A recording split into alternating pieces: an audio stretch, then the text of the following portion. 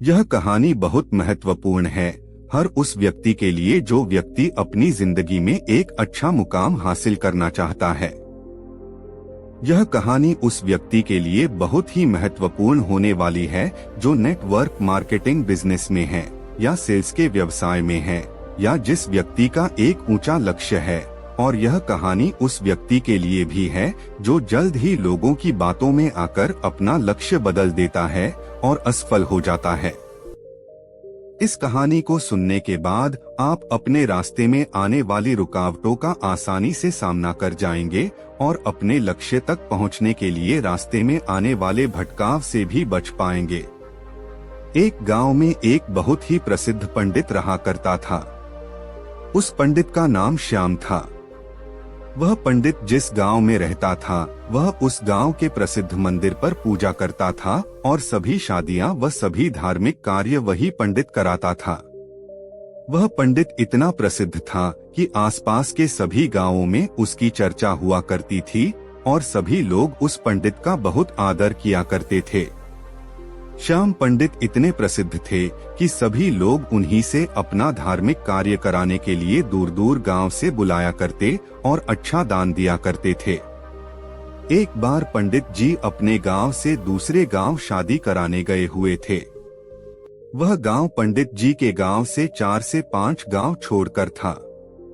पंडित जी जब शादी कराने के बाद वहां से लौट रहे थे तो उन्हें एक बकरी भेंट गिफ्ट स्वरूप दी गई। जब पंडित जी बकरी को लेकर लौट रहे थे तो वह पैदल पैदल अपने रास्ते बकरी को लेकर धीरे धीरे आ रहे थे क्योंकि उनका गांव 4 गांव के बाद था। जिस रास्ते से पंडित जी लौट रहे थे उस रास्ते पर 4 ठग चोर रहते थे और वह आने जाने वाले लोगों को लूटा करते थे। जब उन 4 ठगों ने पंडित जी को देखा तो बोलने लगे, आज तो सुबह से कोई नहीं मिला है और हमारे खाने पीने की व्यवस्था भी नहीं हुई। चलो आज पंडित जी को ही लूट लेते हैं, इनसे ये बकरी चुरा लेते हैं। लेकिन उनमें से एक ठग बोलता है, अगर पंडित जी को मारा पीटा तो सारे गांव वाले हमें छोड़ेंगे नहीं और हमें बहुत पाप लगेगा। तो ठग एक नई तरकीब निकालते हैं पंडित जी से बकरी छुड़ाने की और चारों ठग अपने अपने काम पर लग जाते हैं। पंडित जी जब पहले गांव पहुंचने वाले होते हैं तो वहां पहला ठग थीफ उन्हें मिलता है जो एक साधारण व्यक्ति की तरह पंडित जी से राम राम करता है और उनके पैर पड़ने के लिए झुकता है, लेकिन रुक जाता है और पंडित जी से बोलता है, पंडित जी आप तो बहुत प्रसिद्ध फेमस पंडित हैं और लोग आपकी बहुत इज्जत रिस्पेक्ट करते हैं, लेकिन आप इस गधे के साथ क्या कर रहे हैं। तो पंडित जी गुस्सा हो जाते हैं और बोलते हैं, अरे मूर्ख, ये गधा नहीं, ये बकरी है, बकरी। लेकिन वह ठग उनसे कहता है कि ये बकरी नहीं, ये तो गधा है। पंडित जी आपको किसी ने बेवकूफ बना दिया। तो पंडित जी फिर गुस्से से कहते हैं कि तू ही मूर्ख है, यह बकरी है न कि गधा। और यह बोलकर पंडित जी आगे चल पड़े। लेकिन पंडित जी के दिमाग में इस अनोखी घटना ने एक हल्का सा भ्रम डाउट डाल दिया और वह आगे निकल गए। धीरे धीरे पंडित जी आगे बढ़ रहे थे और वह दूसरे गांव पहुंचने ही वाले थे कि उन्हें वहां दूसरा ठग मिला जो कि बिल्कुल साधारण व्यक्ति की तरह वहां खड़ा था और पंडित जी से राम राम करता है और उनके पैर पड़ने के लिए झुकता है, लेकिन वह रुक जाता है। पंडित जी पूछते हैं, क्या हुआ, रुक क्यों गए। तो वह बोलता है, पंडित जी आप इस गधे को साथ लेकर क्यों घूम रहे हो, इससे आप खंडित हो जाओगे और लोग आपके बारे में क्या सोचेंगे, इस गधे को भगा दो।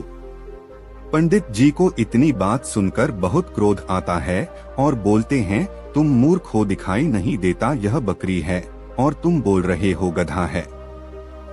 दूसरा ठग बोलता है कि ये पंडित जी आपको किसी ने पागल बना दिया, यह बकरी नहीं, यह तो गधा है और ये आपके साथ रहेगा तो आपकी क्या इज्जत रह जाएगी।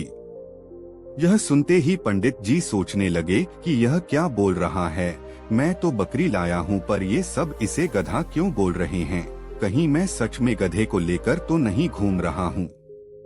अब पंडित जी सोच में पड़ जाते हैं और वह ठग वहां से चला जाता है और पंडित जी भी आगे बढ़ने लगते हैं, लेकिन उनके दिमाग में यही बात चल रही होती है कि ये बकरी है या गधा। जब पंडित जी तीसरे गांव में पहुंचने वाले होते हैं तो उन्हें वहां तीसरा ठग मिलता है और पंडित जी से राम राम करता है। पंडित जी के पैर पड़ने के लिए झुकता है, लेकिन रुक जाता है। पंडित जी हैरान हो जाते हैं और पूछते हैं कि क्या हुआ। तो तीसरा ठग बोलता है कि पंडित जी, मैं आपसे आशीर्वाद तो लेना चाहता हूँ, लेकिन इस गधे को आपके साथ देखकर मुझे अच्छा नहीं लग रहा। लोग आपको इतना मानते हैं, आपसे पूजा कराते हैं, लेकिन लोग आपको इस गधे के साथ देखेंगे तो क्या सोचेंगे। इतनी बात सुनकर पंडित जी कहते हैं कि मैं इस गधे को गांव के बाहर छोड़ने जा रहा हूँ। मुझे रास्ते में दयनीय हालत में मिला था और पंडित जी वहां से निकल जाते हैं।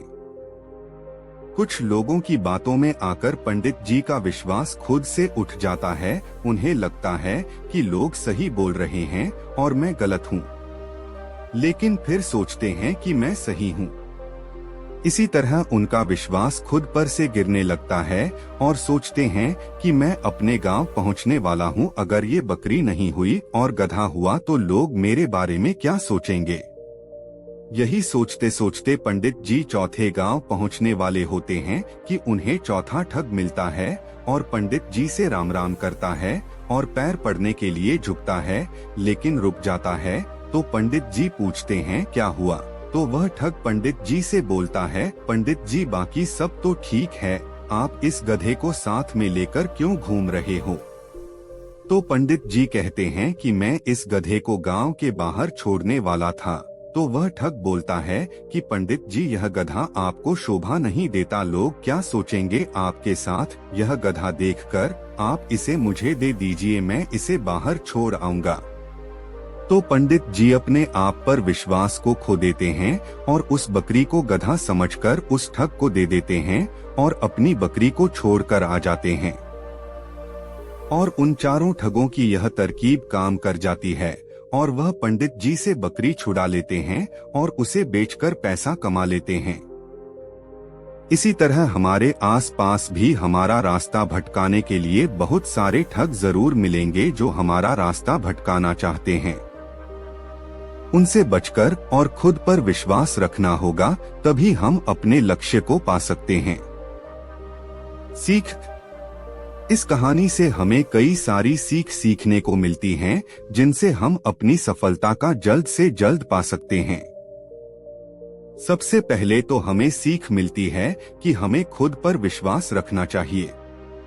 दूसरा व्यक्ति क्या कह रहा है उससे हमें कोई फर्क नहीं पड़ना चाहिए, क्योंकि रास्ता भटकाने वाले बहुत मिलेंगे। इस कहानी में भी वही हुआ है।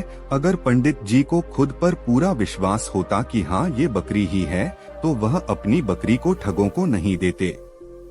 इसी तरह हमें भी अपने ऊपर विश्वास रखना होगा, हमारी मंजिल हमारे सपनों के ऊपर विश्वास करना होगा।